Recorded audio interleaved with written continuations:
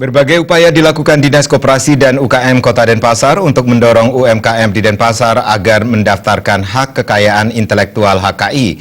Dari 150 UMKM yang dibina, saat ini baru 60 yang mendaftarkan HKI dan 38 telah mendapatkan HKI.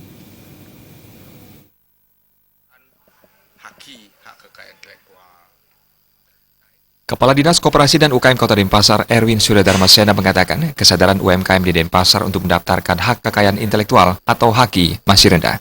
Berbagai upaya telah dilakukan Dinas Koperasi dan UKM Kota Denpasar yang salah satunya mendorong pelaku UMKM di Kota Denpasar mendaftarkan hasil karyanya agar mempunyai kekuatan yang legal dengan cara memfasilitasi para pelaku UMKM untuk mendaftarkan hasil karyanya ke pusat.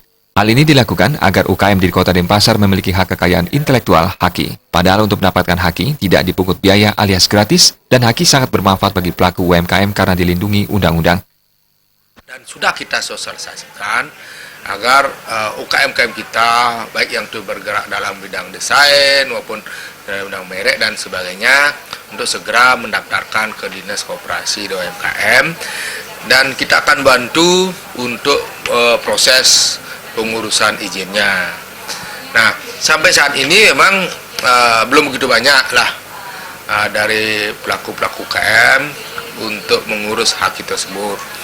Ya, menurut data kami dari 6 data kami baru 38 UKM kita yang sudah memperoleh HKI, baik itu berupa hak merek maupun desain, dan semua itu tidak bayar, gratis. Ditambahkan Erwin, pihaknya menduga lamanya proses turun HKI menyebabkan enggan dan lambatnya respon UMKM untuk mendaftarkan HKI. Namun pihaknya terus melakukan sosialisasi agar UMKM memiliki kesadaran betapa pentingnya mendaftarkan hak kekayaan intelektualnya karena pengurusan HKI ini tidaklah sulit.